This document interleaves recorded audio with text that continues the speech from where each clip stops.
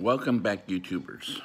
Please like, subscribe, and share our videos so that others may be blessed.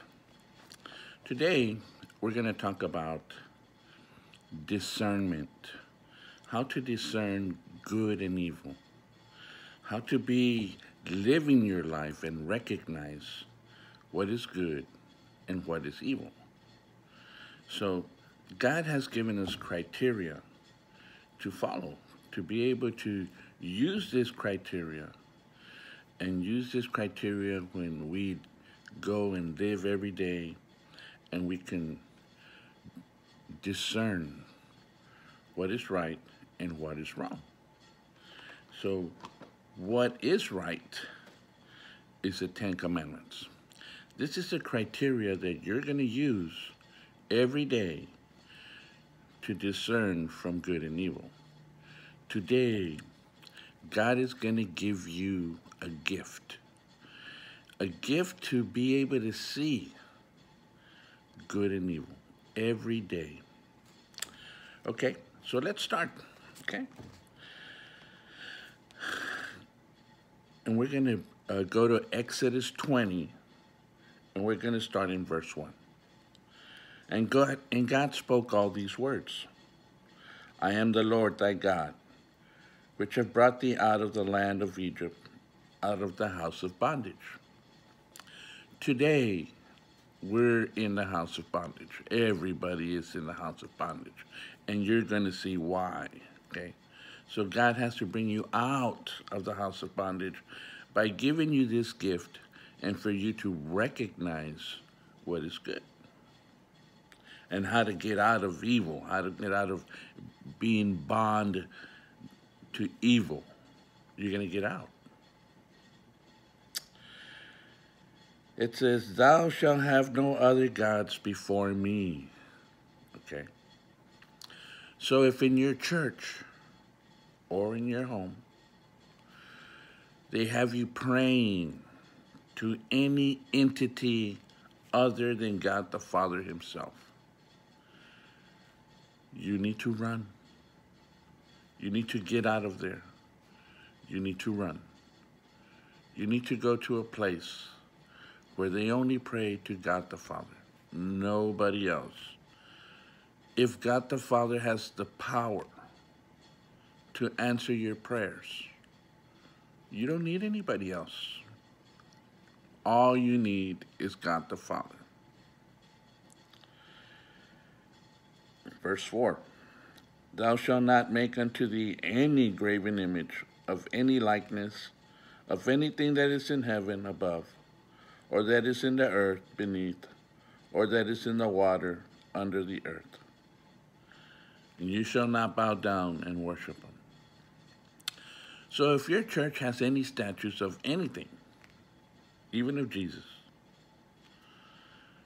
and they bow down to worship them, pray to them, and say, oh, God, or they say, oh, Saint, whatever,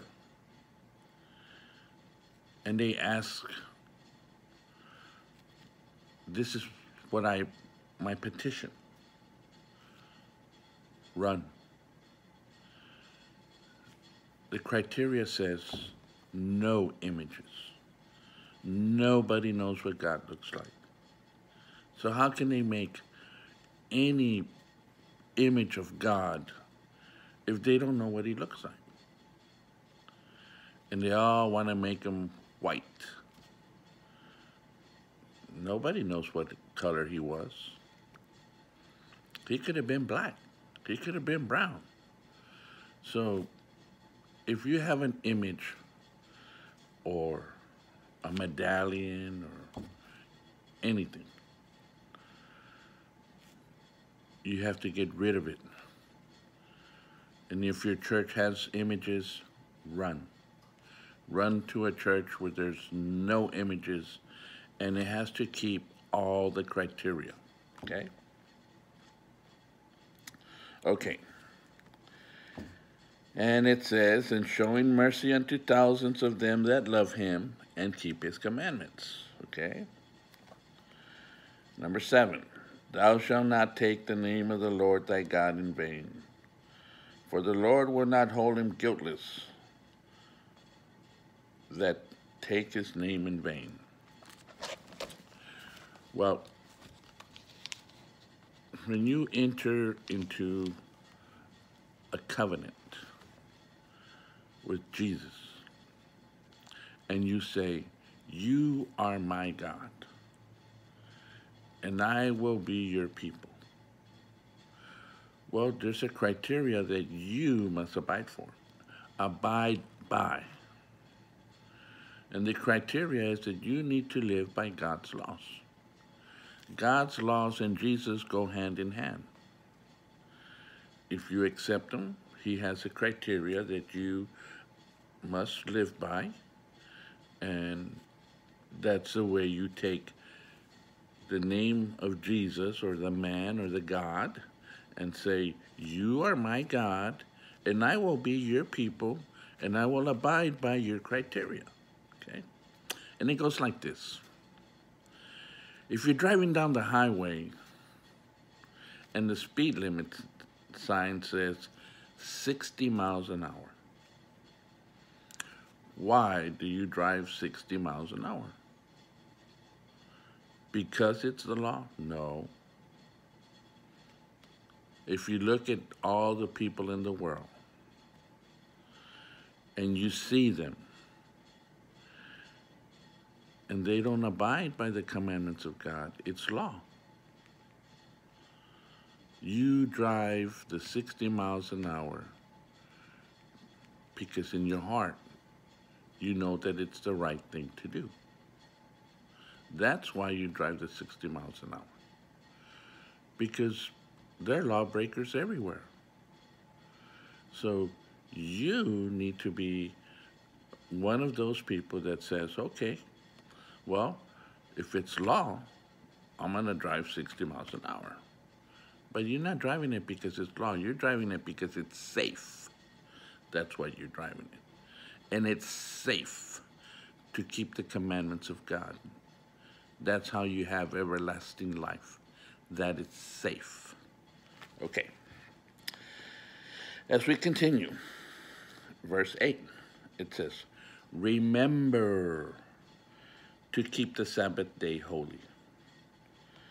For in 6 days thou shalt labor and do all thy work, but the seventh day is the Sabbath of the Lord.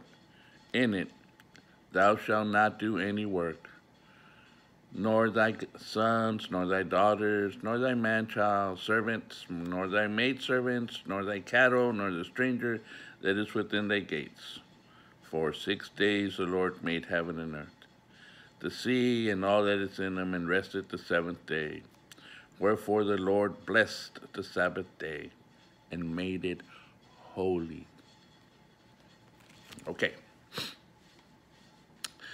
This is a big one, okay?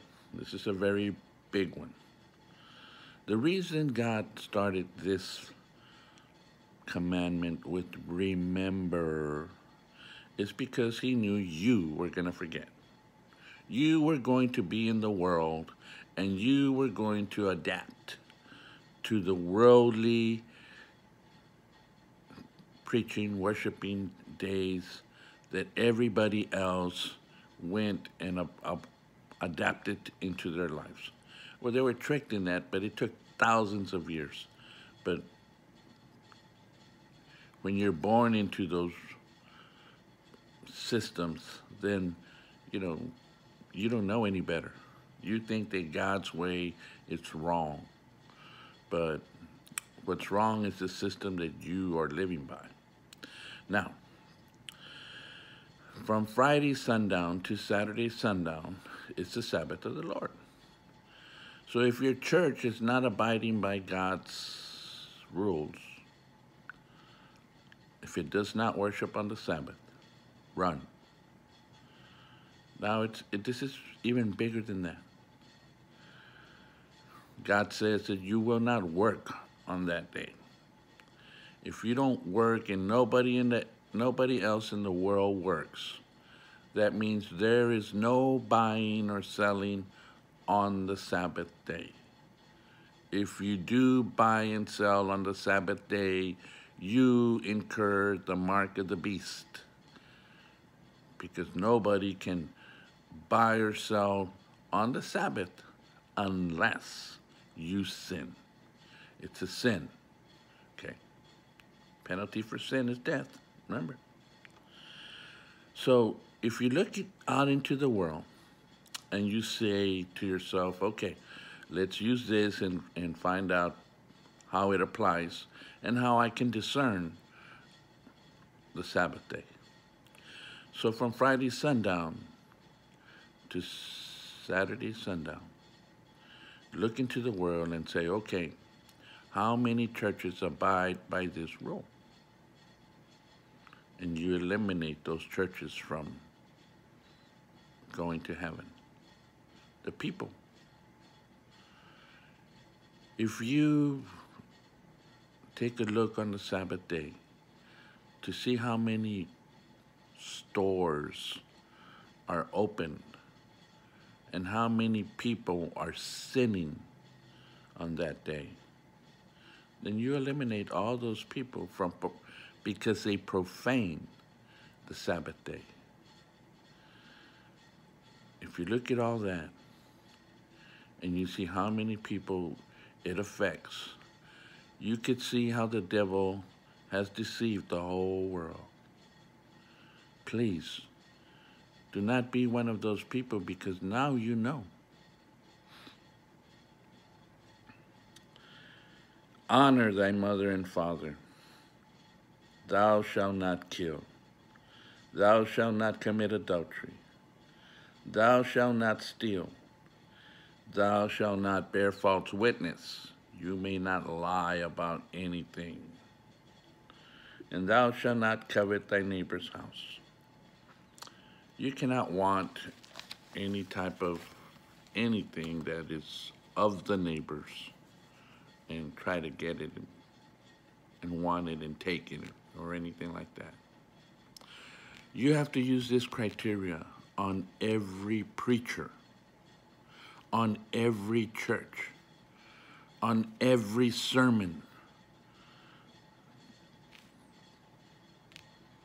that is in the world. You have to use it on everything.